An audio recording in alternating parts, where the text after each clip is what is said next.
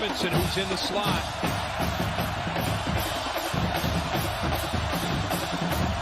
Look in that direction on a slant. Huge hit. Ball picked off. The Volunteers of the Carib make an interception.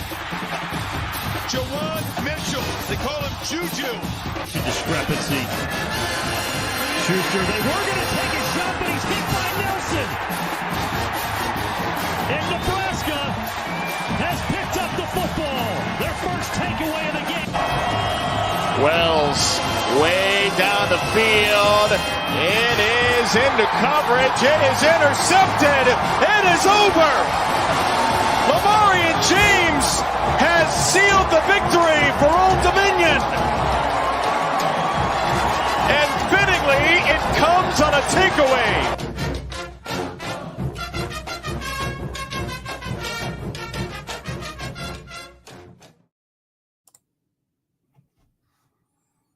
Welcome back to Devy IDP Grind. I am Hollywood. I'm joined by my co-host Justice. What's going on, man? Not much, bud. How you doing? Hey, doing pretty good, pretty good.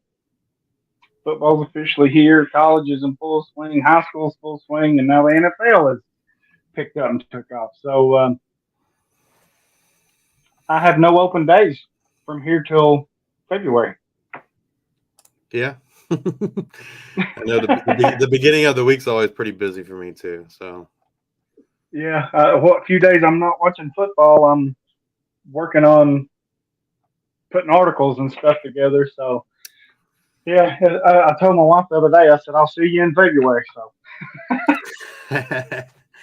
yeah, I spent pretty much all day Saturday at Old Dominion, and then yesterday watched NFL, and today been just busy catching up. Specifically scoring the IDPs for our leagues. That's really been the biggest part of my morning. Go over here and check, by the way.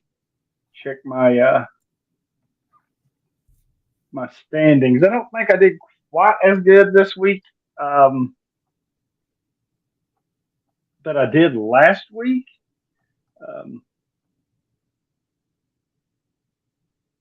My defense kind of just didn't come together some of my offense didn't either. So, yeah, looks like Chop's Campus All-Stars, which is college only league, and IDP not IDP, but Devy only. So college only, Devy only, offense only is what I'm trying to say.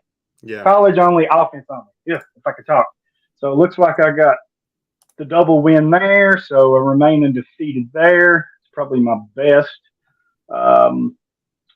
His Campus to Canton League. I don't think I did very well there, if I remember correctly.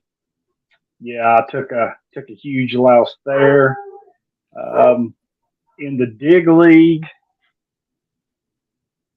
I don't know. I probably lost it too. No, you won there. League. You won there. I know you won there because I adjusted the scores this morning for defense. Well, that's awesome. So, yeah, I got a 55-point win there. So, heck yeah, I'll take that. My biggest disappointment was I was playing Choppy in his Campus Canton League. I had a 50-point lead only to score the defense. And wouldn't you know it, his defense doubled everyone else's score except for one other team.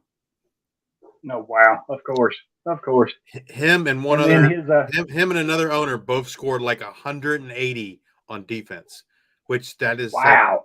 That's unbelievable in that league. Normally, like the teams are around like 100. Maybe the high team might be like 115, 117, something like that. Yeah. Two teams scored 180 with their defense, and so my defense put up 100 points, but I lost by 30. I had a 50-point lead and frickin' blew it. I was so mad. Wow. I was so pissed off. I was like, and so now I'm 0-2 in that league. I haven't even looked. I'm probably the highest scoring or one of the highest scoring teams, yet I'm 0-2. Yeah. And then his Legends League, I lost a close one there. Looks like I lost by 15 points. So kind of a good week, bad week. Yeah, I'm the fifth highest scoring team. fifth highest scoring team in a 20-team league, and I'm 0-2. I'm I'm sorry. I'm sorry. I'm not 0-2. I'm 1-1. I'm 1-1. I'm 1-1. Oh man. No, I am 0-2 because he didn't adjust the scores yet. He still Yeah. it still shows me as winning. I didn't win. He won. So yeah, he's 1-1 and I'm 0-2. Yeah. He hasn't put in the defensive scores yet for that league. Yeah, I'm just glad that some of my defensive scores have improved greatly from last year.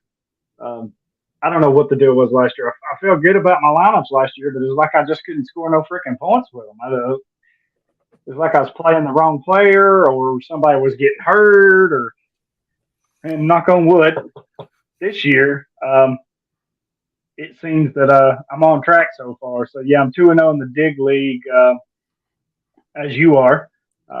So it's you, our buddy Sal, C2C Decker, T Dubs, the People's Champ, Dwight Peoples, and then me. We're the top six. We're all 2-0, and everybody else is behind us. Yeah.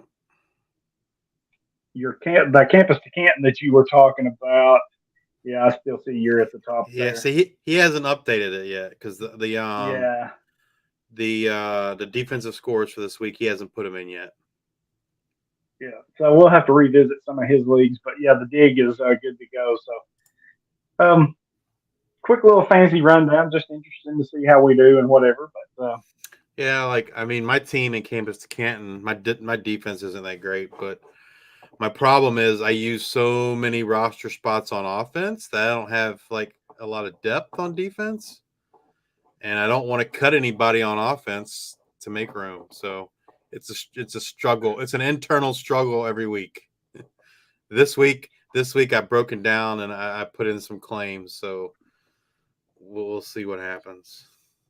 yeah, so I'm down 90, almost 90 points. So I don't think my defense is going to outscore. And what in campus to Canton? Yeah. Who were you playing? That's you, I think. UCSB, Gachos? No, that's Sal. You played Sal. I hate Sal. What? I said I hate Sal. Oh, which team are you then? I thought that might have been you. Oh, you're Old Dominion. There you are. Okay. So yeah, it looks like Sal's putting one on me. Let's see. I don't know how many Fantrax already scored you for, but your defense is what I have. They already got you 16 defensive points. 18. So you're going to get an additional 3 plus 15, 85 or so. And Sal outscored you 100. Without knowing what Fantrax already scored, Sal outscored you 118 to 103. So unless they already scored a bunch for his defense, he's going to win. Yeah, he beat you then.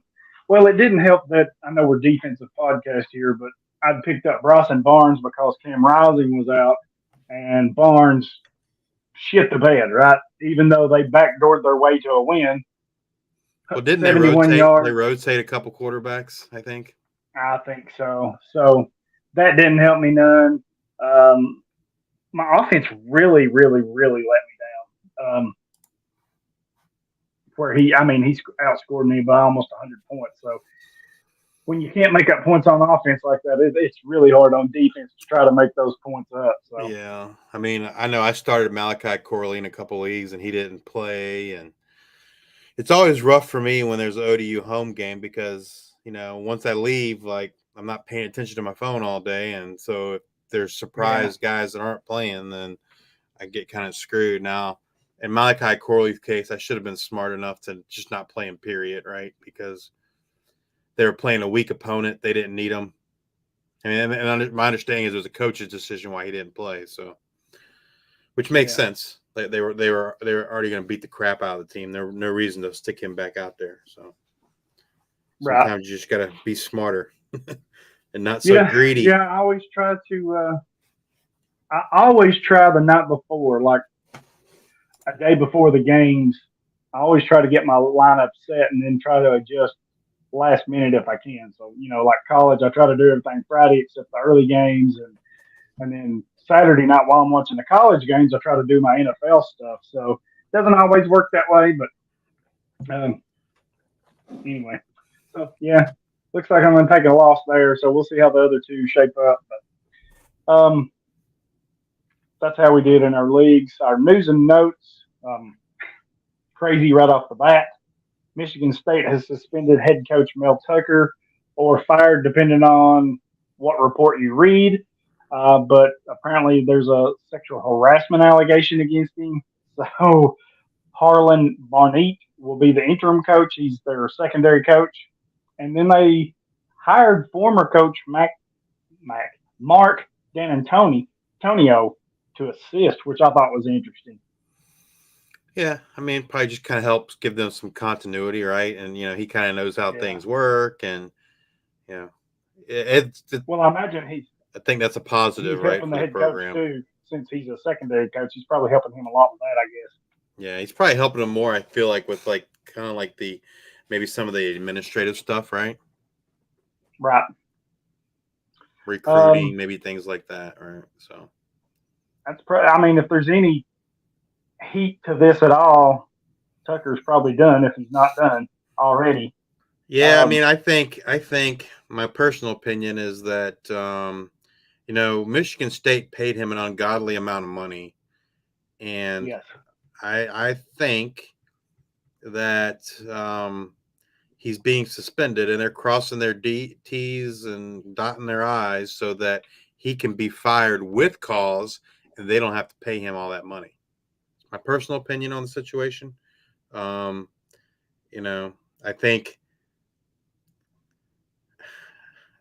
it's great for Michigan State if they're able to get out of paying that contract, because I don't think he was worth all that money.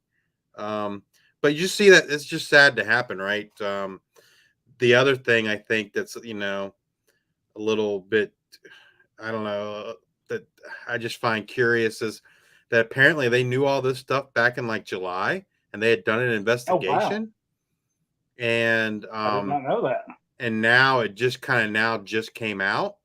And so, my opinion, why didn't you, I understand why they're doing it now, right, to try and save face, but they should have,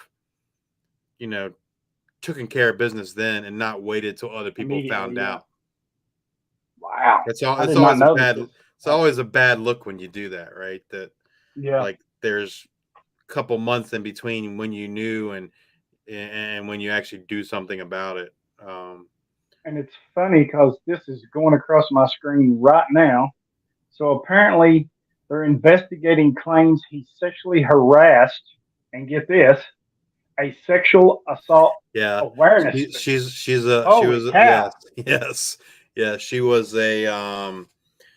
was a sexual abuse prevention advocate, I think. And the story I heard was, not only is he a married man, but anyway, the sense I got that she wasn't going to say anything and then he stopped inviting her to functions and stuff. And then that's when she kind of spoke up, and it's just bad all around. And yeah, I don't know. You just have to be I don't know.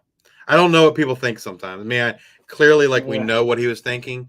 But he clearly was thinking with the wrong head, I guess is the best way to say it. Yeah. I don't know that I want to know what people are thinking sometimes these days, but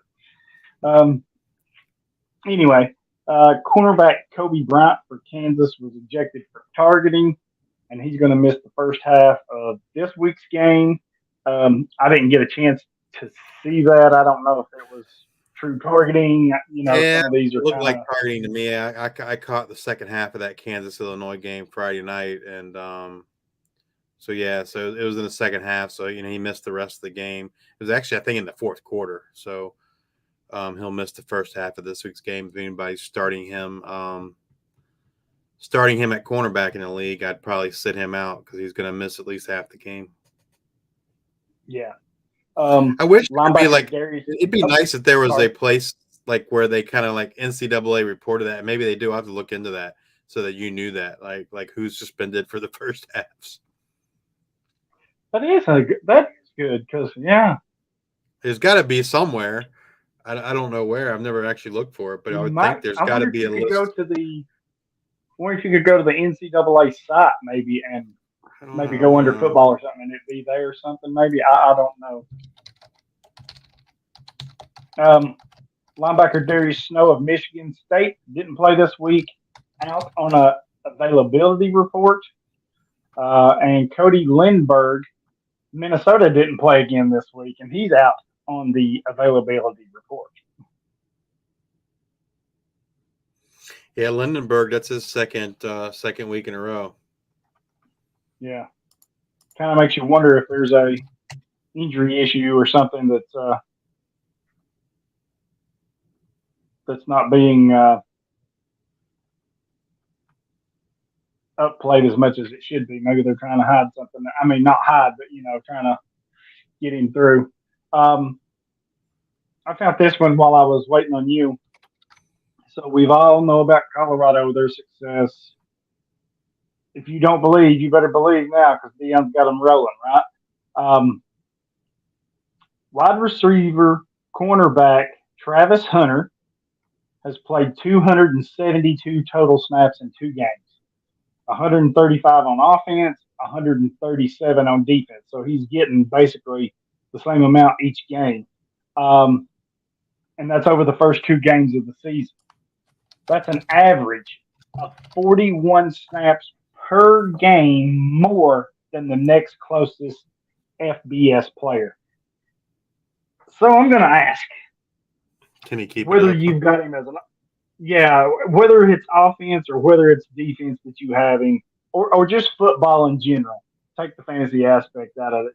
Do you think he can keep this pace up I don't know, man. for the season? Well, it feel like I haven't looked at the snap count, but did he play less snaps on offense this week than he did the first week? Now, obviously, I feel like from a game perspective, the number of plays ran this week versus TCU game is, I'm sure it's a huge difference, right? Nebraska slowed the game down a lot. But I'm just kind of curious, like his maybe looking at his percentage. Did he play a lower percentage? If someone asked me this question, and I told him, I said, well, from my perspective, they need him way more on defense than they do on offense. Not to say he's not important on offense, but I think they got, other capable receivers, whereas their defense is weak, and I feel like he's much more needed on defense than he is on offense. Yeah, I would agree because I think their secondary, outside of Shiloh and Trevor Woods, they don't have nothing really. Right? I mean, you've got Hunter over there, but without him, you're relying on 2 safeties. And if I watched that game, and Shiloh's, while he's getting good tackle numbers, he's not the cleanest of prospects. They was 2 or 3 times that he made the tackle, but it was chase mode, right? Because he took a wrong angle or he overrun the play, and he had to come back and run the play down to get it. So, he's not a real clean prospect like Hunter is. I don't know about the weekly snap count. Didn't have time to quite dig into that, but 136 snaps a game, that's a lot. That's a lot. And if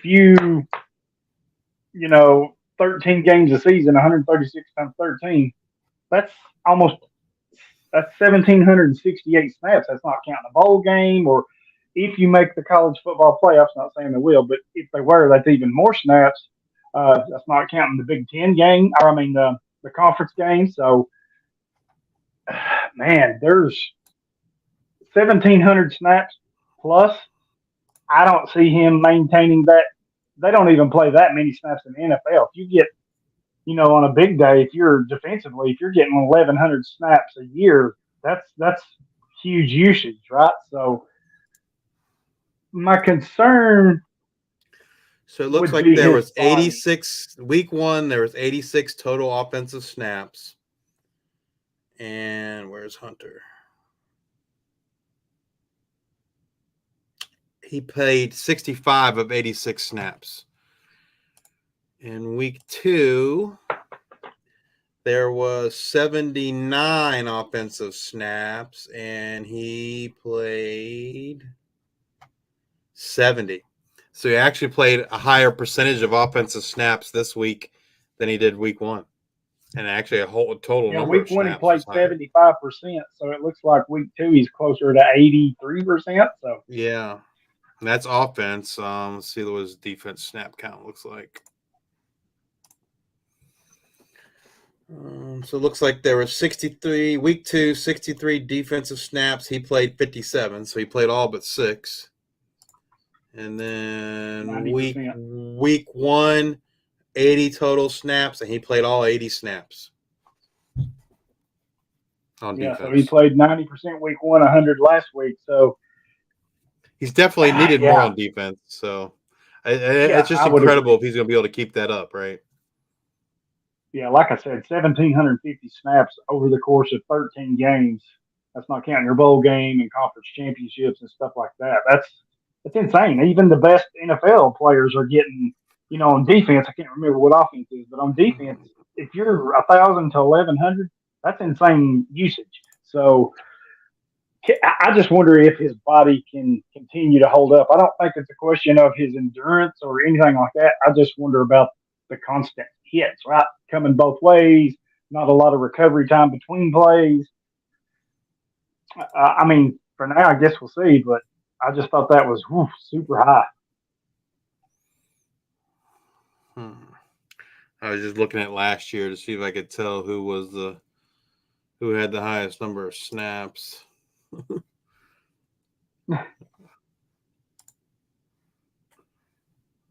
While you're looking at that, I don't know if Saturday, I know you was at the Old Dominion, but I don't know if you got home in time or stayed up and watched the USC Stanford game.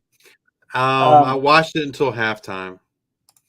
So last year, the number 1 snap guy from a defensive perspective had 1,058 total snaps. There's two guys over 1,000 last year. Both of them were defensive backs. One was a North Texas guy, the other was a TCU guy. Yeah, so that's a lot. So what'd you project him at 1,900? 1,758, and that's before the conference championship and bowl games. Oh, so, and these numbers include everything. So conference championship and bowl game. So he's almost double anybody else, right? Yeah, that's insane. The USC Stanford game. Did you see them throw the penalty for the false start?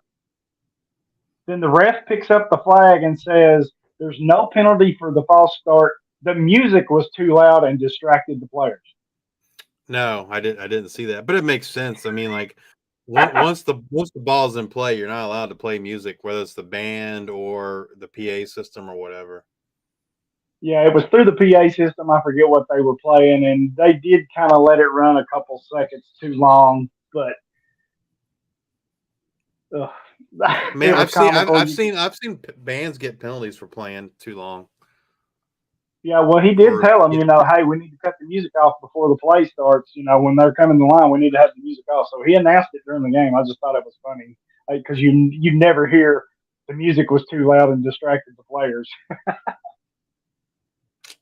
Yeah. And then our last piece of news is Chris Cole, a 4-star linebacker, had a ton of offers, including Tennessee, USC, Miami, and he chose the Georgia Bulldogs. So the rich continue to get richer. And I saw another one just before we clicked on. Florida has a commitment that decommitted. And they think Georgia's the front runner for him, and he's a big defensive lineman. He's like 6'5", 360. So they're just getting all the spoils right now. So we'll have to see how that goes. Speaking of Georgia, there could be some fantasy owners that are frustrated over their Georgia defensive players, but I mean, if you draft those guys, you have to know, like, you're not drafting them to start them. not in college anyway, right? You're drafting them for NFL potential. They just a lot of them, yeah. They just rotate so heavily that they're never going to be a great option as for college production purposes. Yeah. Yeah, that's definitely right. I agree. You're You pay looking attention more to your leagues, right? Some long people might be term. frustrated, like with a Michael Williams, for instance. The dude's a stud, but he's not. They rotate so much, and the first couple of games been blowouts. Maybe some owners frustrated and dumps him. I don't know, right? And I'd be snatching him up could be. quickly. Exactly. Our players of the week, and we both decided to be homers this week. Well, I took the opportunity. You led off, and I was like, well, this could be like one of only a handful of Old Dominion wins, and so and it wasn't like either of our players sucked. They didn't. They No. produced. They both produced. So I just felt like it was a good opportunity to get it out of the way for the season. Yeah, I completely agree. Both players extremely well deserving of the award, right? Absolutely. I'm kind of glad that we took this week and both of us said, hey, why not, right? I will say this. Before I announce mine, there's a player that we've talked about that we've talked about him last week. We've talked about him for the past year and a half. And you need to have this kid on your fantasy rosters right now. I don't care how you do it, if it's waiver wire or trade, it's going to pay off for you in the long run. And that's Caleb Downs, the safety for Alabama. Yeah. What he's doing is a true. I got that further down. I got that further down our list. Okay. Here, but yes. Okay, we'll talk about him in a minute. I just had to get that out there because, man, he is something special. But our players of the week. So we were homers this week. I took Aaron Beasley, linebacker for Tennessee, and he literally, it was a two-man show on defense. It was him and my brain went blank. But anyway, it's a two-man show on defense, and he led the way with 9 tackles, 8 solos. So it's an 89% solo rate, 5 TFLs, and 2 sacks. Honestly, I think we would have been in trouble, maybe even close to losing had he not been there, because there was a few plays that he really, really bailed us out on in our lackluster performance against Austin Peay. So hopefully they get their shit together before we go to the Swamp this weekend. But yeah, Beasley stands out. I think he made a lot of money with those kind of performances like that. So kind of puts his name on the radar the radar of the NFL scouts, right? So he was my player of the week, my homer pick, and then you had Jason Henderson, linebacker for Old Dominion, 17 freaking tackles, 3 solos, 2.5 TFLs, just insane. It seemed like he was everywhere. I tried to keep flipping back and forth, but every time I did, it seemed like he was making the freaking tackle. And I'll say, I don't often say this because I often feel like a lot of his tackles are assists, but I legit think he got robbed like probably on 4 or 5 solos, because he had way more than 3 solos. I was at the game. He looked like a different player than he did last week. He was all over the field, just like he was last year. And I think several of his solos got credited as assists, because I know he probably had 6 to 7 solos at least that I saw. Yeah, so, but that's how it goes sometimes, right? The one thing I'll say about Aaron Beasley is if you're in a Fantrax league and your commissioner is scoring the IDP, Beasley's a cheat code because he has defensive back eligibility in Fantrax. Yeah. So if you can play a linebacker at defensive back, that's positive, right? Yep, and barring an injury, he is going nowhere on that defense because Keenan Peely was hurt last week, so he's going to miss about a month maybe. So they're bringing in the new guys, Arian Carter and Herring and some of those guys to kind of fill in. So with that, it's going to be the Aaron Beasley show for sure. So like you said, if you can play him as a D-back, that's an instant cheat code. So yeah. But yeah, Aaron Beasley, Jason Henderson. I'll say a positive note for Henderson is ODU switched to a 3-3-5 defense. I'm sorry. Yeah, 3-3-5 defense this year. And so that just equals more tackles, right? Yeah, because you've got that one less linebacker trying to eat into your one less defensive lineman. Well, yeah, if you're 4-3, yeah. The negative side anyway, is that's extra they get 0 pass rush, so they have 0 sacks over the first 2 weeks. But that's another story. Do you like the 3-3-5 better? No, not the way ODU plays it. The way ODU plays is terrible. Number one, they get 0 pass rush, unless they bring the house, right? Right. Number two, they got 5 defensive backs, and they play what I would consider soft coverage. They're 5 to 10 yards off the receivers from the line of scrimmage, and to me, that's just a recipe for disaster, right? You're getting no pass rush. You're playing soft coverage. I don't know what you expect to happen in that situation. I mean, hell, I feel like you could have 5 Deion Sanders out there, but if you're not getting any pass rush, those 5 Deion Sanders, they can't hold up that long, right? I mean, it's just not gonna.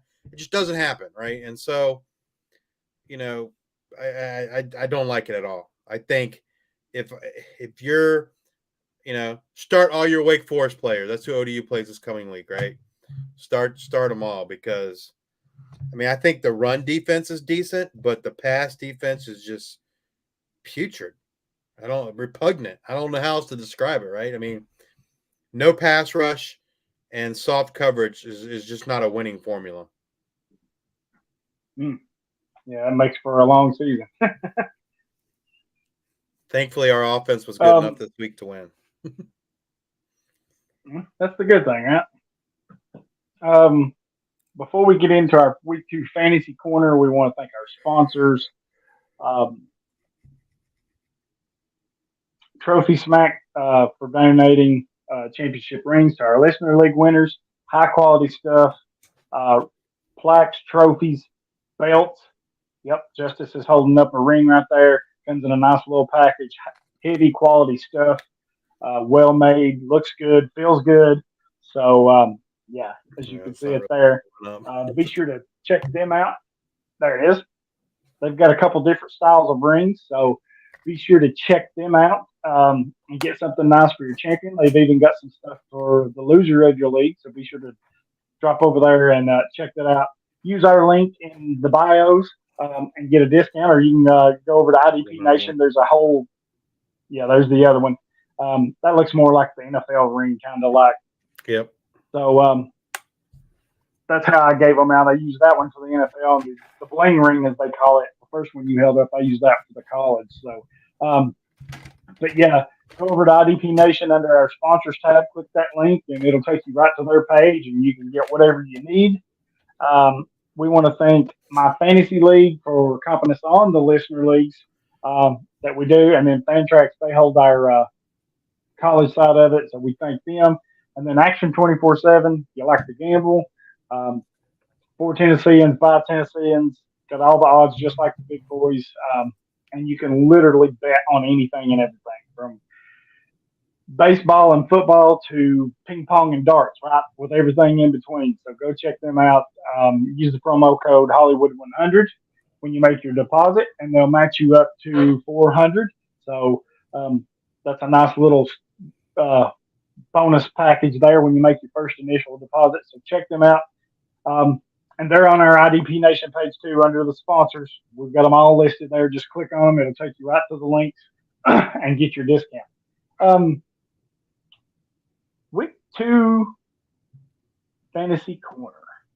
And this is your baby. You take the time to go through our listener leagues and leagues that we play in, and come up with the high scores at each position each week. As we told you last week, Some of the names are the last two repetitive. leagues are the so, same. So I'm not going to. Yeah, a lot of times the names get repetitive, so we may kind of not be as depth on them every time, but you can kind of get a feel of who's doing what and where. So, Justice, take it away. I will say, at least this week, like it feels like last week, like the same names repeated in every league.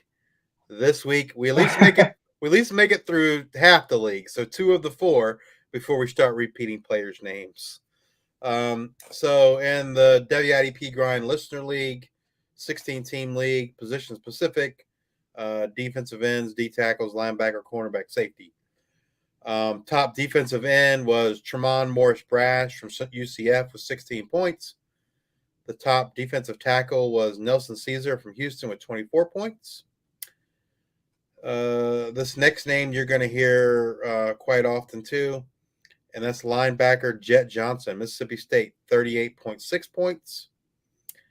This one actually surprised me, and like I don't know, maybe you can tell the story about him, Hollywood, because when I saw this, I was like, oh crap, like what does Hollywood know? So the top cornerback was Upton Stout from Western Kentucky at 32.6 points, and Hollywood started him. So you got a story like I don't. That name just comes out of nowhere for me. So Come on, man! I can't be telling all my secrets here.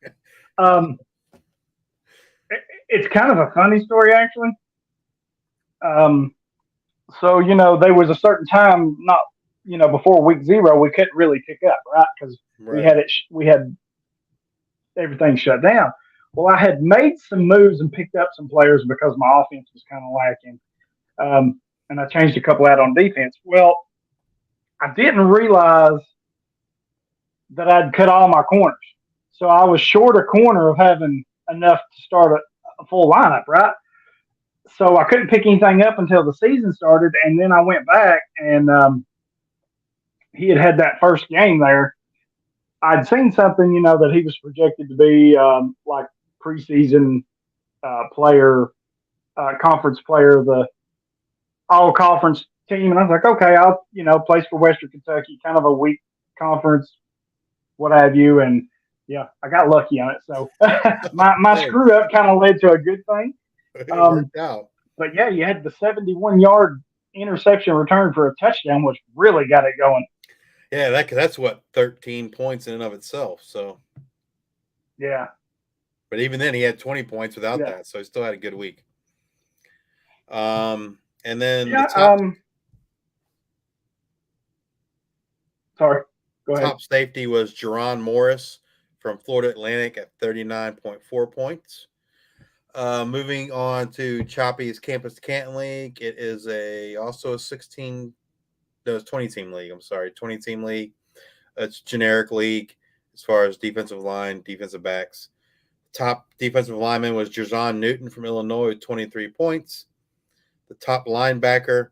So this guy you're going to hear again, but you won't hear him at linebacker again because he has linebacker and defensive back eligibility in Fantrax. And that's Jeffrey Bassa from Oregon with 38.5 points. And the top defensive back was Hunter Wohler from Wisconsin at 28 points. The next 2 leagues, I'm just going to do them both at the same time because the list is the exact same for all 3 players. So it's Fantasy Football Legends, which is a 16-team league, and Toonland is a 24-team league. The top defensive lineman is the guy I already mentioned. Both leagues, Nelson Caesar, Houston, 29 points. Linebacker, same as previous, Jeff Johnson from Mississippi State, depending on the league, is 38 points or 35 points. And then, as I mentioned just a few seconds ago, the top defensive back in both leagues was Jeffrey Bassa from Oregon. Depending on the league, he scored 43 or 37.5 points. Moving on to the top, some of the top free agents. And this is just in terms of week 2 scores alone. So has nothing to do with how they did any other week prior to week 2. It's strictly what they did in this past week. And this is based on our listener league is where I kind of pull these guys from. So the top defensive ends or defensive lineman was defensive end James Smith from Louisiana Monroe with 23.5 points. defensive end Devo Bridges from Fresno State with 21 points, and defensive tackle Jamri Chroma from James Madison with 21 points. The top linebackers were Colby Fuqua from Jacksonville State at 32 points.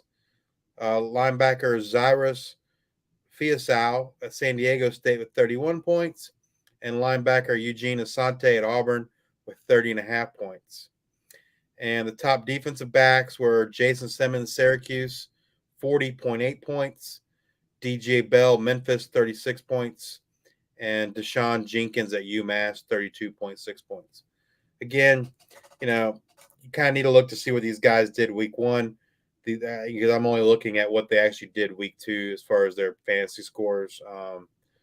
So that's kind of it for the top free agents. But, some of these guys might be doing well season to date.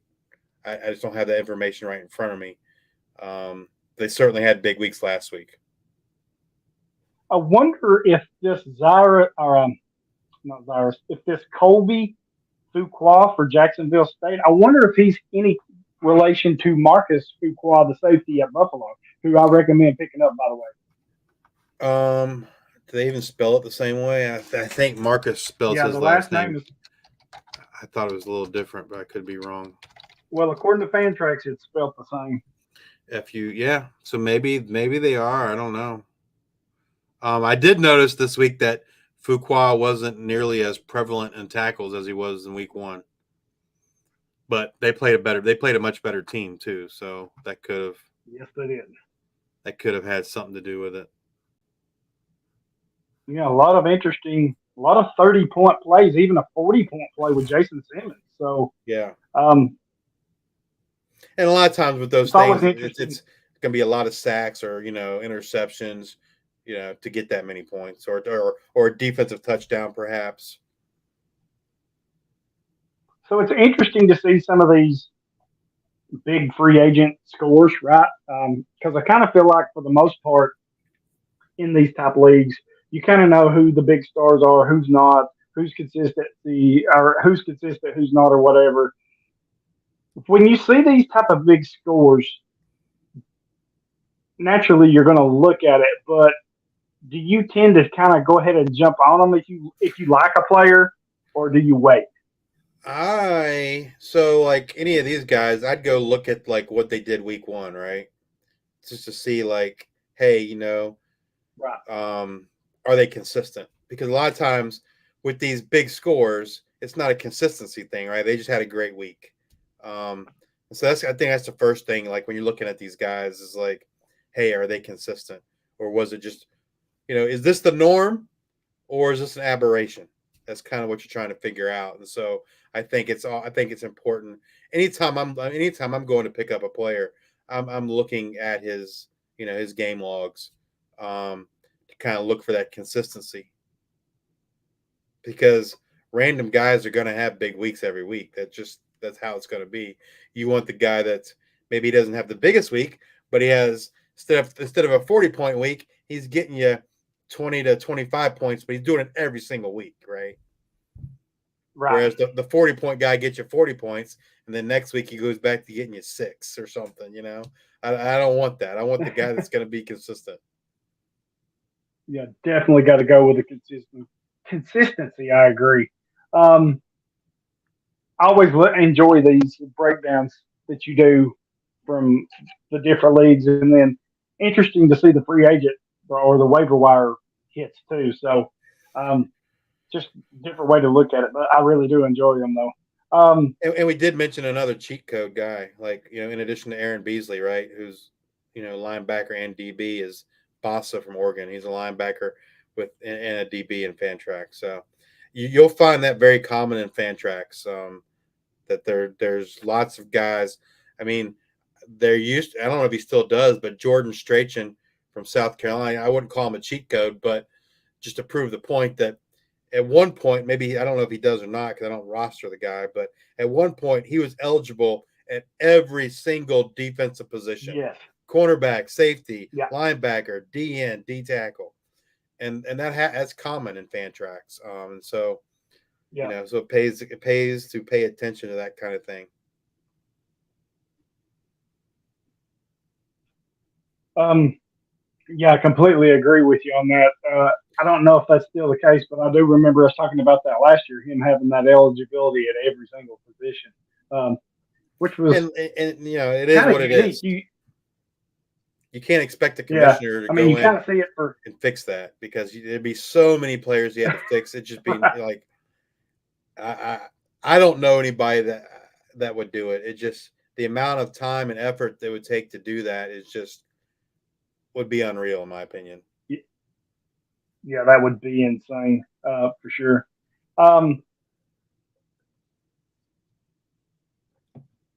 But if our your week two commissioner wants thoughts to and fix it, they impressions. can. True, they can. You do have that. You do Our have that 5-star option. topic, right? Our 5-star topic is week two thoughts and impressions. Um, I got to go with Colorado right off the bat here, right? Can they support two fantasy safeties? Man, that was a question we had last week, right? Right. But I mean, it kind of held up true again this week. So, well, it did. Are but you a believer in Colorado? Am I a believer? It depends on when a believer in what. Can they support two safeties? Well, absolutely. Yeah. Are you a believer in Colorado as a college team, fantasy aside? Do you believe, as Dion said? I mean, I think they're better than I thought they would be. That's probably the best way to say it. But Nebraska isn't good from an offensive standpoint. Jeff Sims isn't good. Sure. He's horrible. He's so horrible. And so, yeah, I mean, I do feel like the Nebraska defense is decent. And so, but I also feel like the offense was so putrid that they just kind of left them out there on the field so much that they kind of wore out. Yeah, I agree. I think Colorado is good enough to beat teams like Nebraska, but they're not I don't necessarily consider them a good team. I think they're, like a C is what I'd give them, right? A C. I think they're a middle of the road team, but they're good enough to not lose to the crappy teams. Right. And I think at the end of the year, maybe we'll look back at that TCU game. Looks like I lost Hollywood. I think we'll look back at that TCU game and switch us. We'll look at that back at that TCU game and say, well, TCU wasn't as good as we thought they were. Right. So Colorado's up to number 18 now. Right. They play at home late, 10 o'clock against Colorado State, who they should beat. By the way they played, they should beat them. They should beat Colorado State. Then you're looking at, and I'll tell you where I'm going with this. Schedule gets Colorado, a lot tougher, right? It gets way tougher. Well, it does, but I think they're going to win more games than what people thought. What was it, 3.5? I think maybe. It started off like at 5 or 6, and then it dropped to 3.5. And yes, so yeah, you're absolutely right. You've got them at 3.5. Oh, they're going to win. If you've got them at 3.5, they've done got half of that in the bag, right? Yeah. Yeah, so you're going to win 3 out the gate, and then, as you said, it gets harder. 13 they're going to lose those next 2. Yeah, Oregon and USC. They can beat Arizona State. They can beat Arizona State. I think they can beat Stanford. Yes. They'll probably lose to UCLA and Oregon State. I would agree. Arizona. They can beat Arizona. I think Arizona's going to be a shootout. So I can see that going either way. Same with Washington State, and then I think they'll lose to Utah. So for sure wins, I see 1, 2. I think them at 5. I think they at least get to 4, and it's not out of the question for them to get to 6. I would agree with that. I think they get Arizona, though, so I think there's 5 there. Now, here's my question, because this was kind of a two-parter. If they can get to as I said, the six schedule. wins, that'll be a success. That'd be Yeah. yeah. You know, we talked about this with Chop, right? A few weeks ago or a few months ago when they had the big spring game, and then you and him kind of watched it on our own time. And we talked about the defensive line being so freaking small, right? Just undersized. They're playing well right now, and they're doing a hell of a job. My question here, or my concern is, with that undersized, with that smaller unit, which is not ideal for college football. Yeah, they're doing good and great now, but when they have to run through this gauntlet and as the season goes on, does that wear on them and the fizzle kind of goes out, you think? Sure. And then the other thing is I don't think they have much depth, right? And so as the Right. season goes on, those two concerns I think do add up for them. Yeah. But I mean, I will say this. I feel like they're 2-0. He's already exceeded my expectations for him, right? Because I figured they'd be 0-2 at Yep. this. I kind of did too, to be honest with you. I thought maybe this week would be the Their true win. one game they could win Colorado Yeah. State. But yeah, I mean, he's been impressive. He's good. Look, whether you like the man or you dislike the man, he's got his team doing what he wants everybody to do. Believe. They believe everything that he's saying, and it's translating to the field, right? Now, how soon does that catch up with him as far as talent and size and stuff like that? We'll have to see. But out the gate, things look good. Now, what if let's just play this what if game a little bit more. What if they get to the bowl game, right? And Michigan State says, "Hey, Dion, we're gonna throw you all this money." I mean, and then he leaves Colorado, and then I don't know. I guess all those players couldn't. I was gonna say all those players follow him, but most of those players couldn't follow him anyway without having to sit out just because they already used their one-time transfer. So, well, I was kind of thinking about this, and I kind of went a different direction with what you're saying.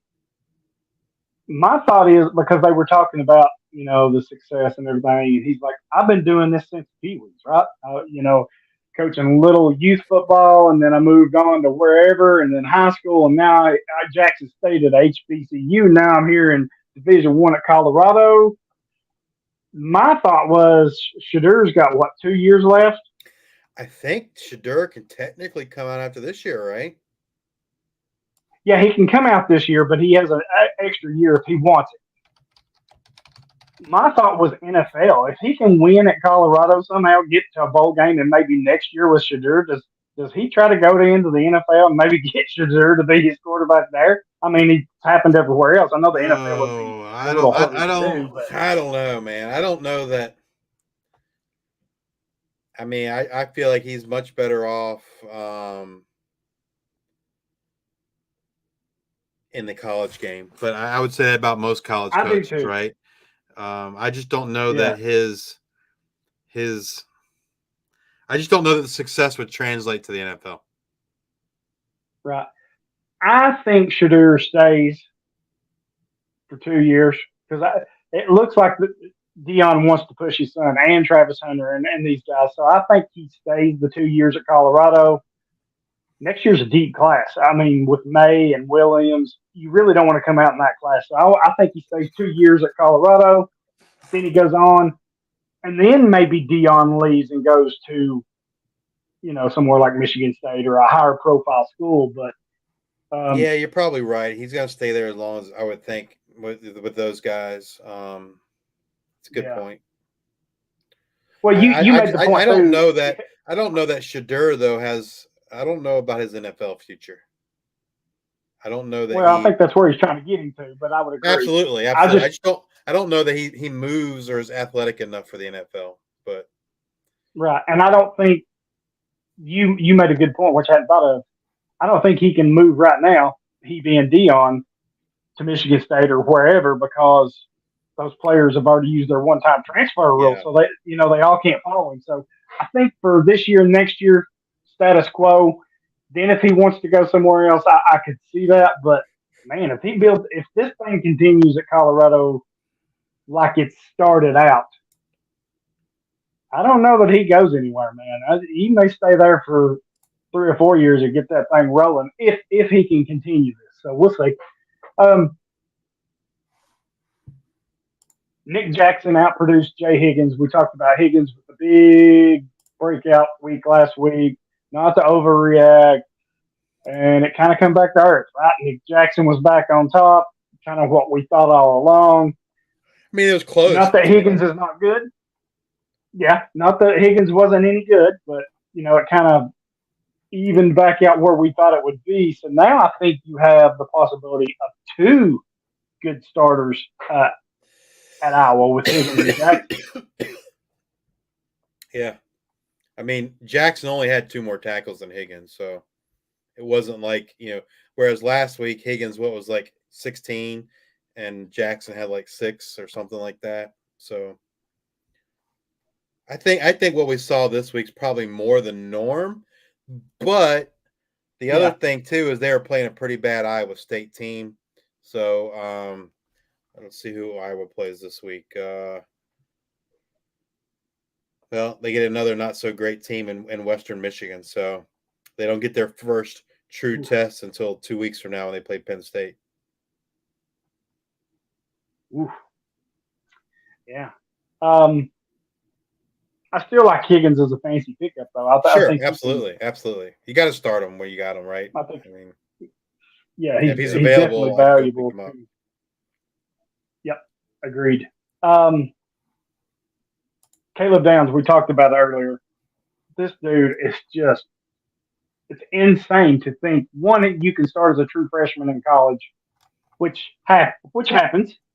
But he's doing it at a Division I level, which happens. But he's doing it at Alabama, who is just loaded defensively year after year. Right? That doesn't happen often. You're right. And he stepped in right away and has taken charge down there as the starter. I mean, there were questions about – I didn't have a lot of questions, but, Jordan Battle's gone and Helens is gone. Brian Branch was gone. Who's going to fill in? They've got the Tony Mitchell. They've got Downs and some other guys. And I was like, well, they'll be okay, right? Yeah. Yeah, Malachi Moore. And I was like, they'll be okay. But Downs is he's been a monster. 8 tackles week 1, 10 tackles last week, had the forced fumble last week, had a TFL in week 1, 18 tackles, 11 solos, a TFL, and a forced fumble through the first 2 games for a true freshman at Alabama. I will say, that's pretty impressive. I'm not shocked he's playing well. I am a little surprised with the tackle numbers. I certainly didn't expect him to be I thought he'd be decent, but I didn't expect him to be their leading tackler. I did not expect that at all. No. I thought he would be more in the 4 to 5 tackle range. Yes. That's kind of where I felt comfortable with him. But 8 and 10 right out the gate, he's on it, man. Because when I watched his high school film, I didn't think he was a great tackler. I thought and again, I said this when I talked about watching his high school film. He played both ways, right? And so it's very hard. I feel like it's very hard to evaluate the guy because he just can't. It's almost next to impossible to give 100% effort when you're doing that. And I felt like he wasn't a great tackler. I felt like he always was looking for the big hit, so to speak, right? Versus wrapping you up and tackling you. So yeah, while I certainly expected him to be a star for Alabama, I didn't expect him to be a leading tackler for Alabama.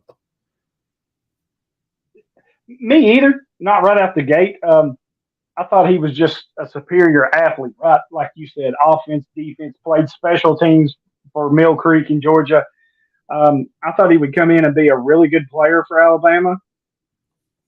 I'm with you. I didn't expect the high tackle numbers right out because he did have some tackling issues, right? Kind of look for, as you said, the big hit. I kind of wonder if this breakout has a little to do with Saban being the head coach of the defensive backs, because he's all hands on with them. So to get a player this talented, I have to think he's told him, "Hey, look, we have a certain standard down here. You are a superstar, and I can make you a superstar if you'll listen to me."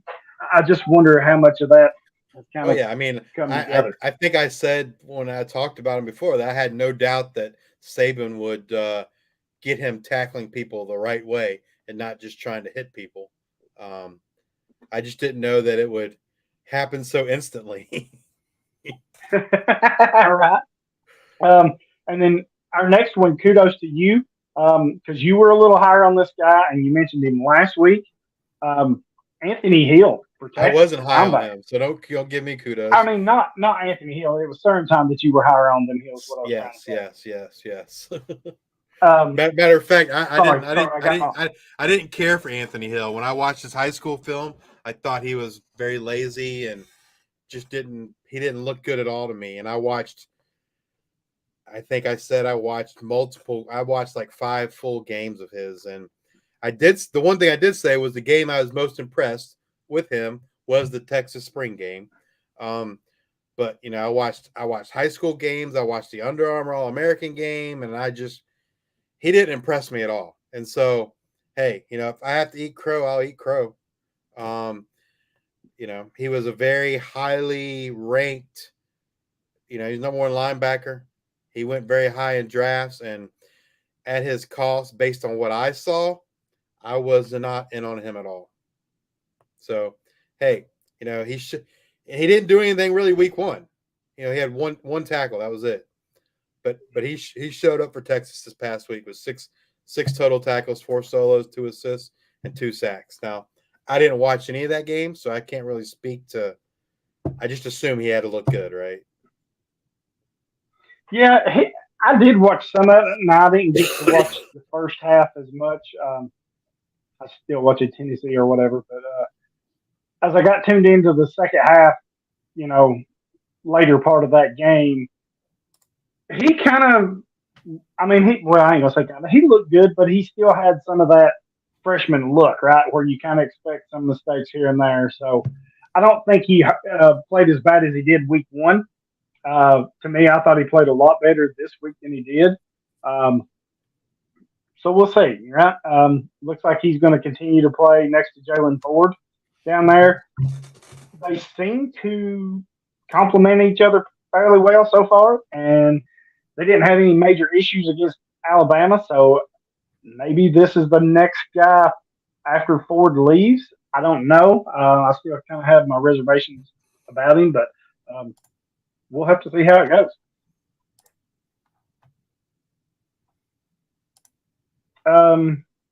That's kind of it for our 5-star topic. Next week, we're going to do week 3. I know we kind of look ahead at week 3 a little bit at the schedule. I was trying to look here early on. We talked about Virginia, how bad they looked. I mean, they looked horrible against Tennessee, and then almost got upset last week. Or did get upset, I'm sorry, last week. They played Maryland this week. So I'm trying to look for some big matchups here. Top 25. Florida State's got to push over. Boston College, Penn State's at Illinois, LSU's Mississippi State. I'm looking here. I don't see any top 25 matchups, which is kind of weird because usually as you start conference play, which teams are doing, sometimes you see an early top 25. I know Tennessee travels to the Swamp. If they don't play better than they did last week, that's going to be a hard task for them to do, to go travel to Gainesville and win down there in the Swamp. Like I said, Florida State's got Boston College, Penn State's at Illinois, LSU's at Mississippi State, Kansas State at Missouri, Utah's at home against Weber State, Notre Dame's at home against Central Michigan. They should handle them. Georgia plays South Carolina. Bama's got South Florida. San Diego State travels to 16th ranked Oregon State. That could be a little intriguing game. Yeah. I really don't see a lot of big matchups. I mean, even some of the teams that are unranked,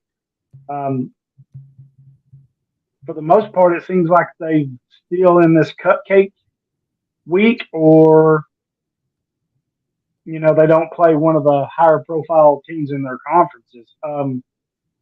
BYU is at Arkansas. That could be a decent game. Wyoming travels to Texas after what Wyoming did. You better watch out for them. But yeah, not a whole lot of big time games this week. So, not to say that there won't be some big time IDP plays, but the games itself are not looking too attractive. Anything else you want to talk about or discuss? No, I mean, talking about Perkins didn't play this week. I looked at his box score, so I'm not sure what happened there. So it'd be interesting to see. Like, I don't know, he's injured or what. The guy went from the leading tackler to not playing, it looks like, at all. So, yeah, I mean, that's, I guess, one thing I'm looking forward to this coming week, to kind of see how he does. Any other freshmen that have caught your eye so far? Not really. I'm still kind of making my rounds. I mean, of course, Downs did, because it seems like he was everywhere. Tennessee, because I watched them. James Pierce Jr., I've kind of said it last week too and wrote an article on it. He's that guy. Another sack this week. Tyler Barron had another sack. So it looks like those are going to be the two guys, right? Tyler Barron, James Pierce Jr. I think we'll find out a little more going forward with Keenan Peely out with our linebackers, Arian. I forgot his name. Arian Carter, and those guys. So, I haven't really got into my IDP Devy stock market yet, which I usually do on Monday. So I'll be digging into that here in a little bit. I'll probably have some stuff there, but yeah, definitely check that out if you're playing IDP Devy. So I do a weekly stock market of buys and sells, and then you can find that over at the Patreon. I do one for the NFL too. You can find that over at idpnation.com. So I've got those going on. I do a rookie recap for the NFL that I put on the website as well. So go check those out. Anything that you're working on at the moment besides the scoring and stuff? You probably not had time. I haven't had time to do much else. No, so I have to. I have to kind of rebuild. So all the tools I built last season I had to rebuild, and so kind of like next on my list is to rebuild the tool for the Campus to Canton website that kind of does the IDP scoring for the season to date. I know someone asked me about that last week, and I told them hopefully I will be able to get that done this week. It's probably going to be closer to the end of the week before it's ready, if I'm able to get it ready. But yeah, that's kind of my next project. And then once that is done, the next thing on my agenda is helping you with your Devy rank sheet, because I have to redo that one too, right?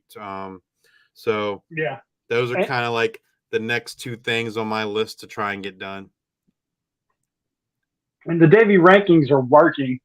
Just some of the stats aren't stat there. Info and stuff like that. Yep. Yeah, the stats it'll show from last year, but not this year. So, but yeah, I've got players coming and going on that list. I do rise this far or fail this far. So be sure to go over to the Patreon, check that out. 350. You'll get down there and there'll be a couple lines on a lot of other players.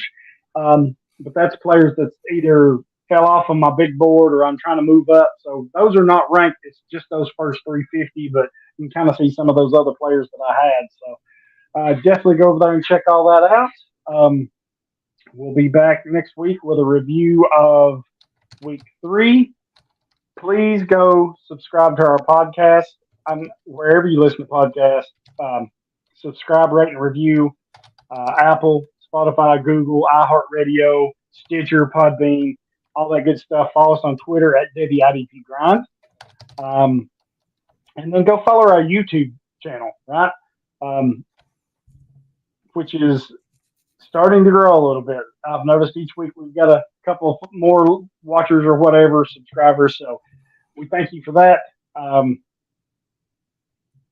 With that, we'll be back next week. Send us all your questions, trades, thoughts, answers, and we'll try to help you out the best we can. We'll see you next week. See ya.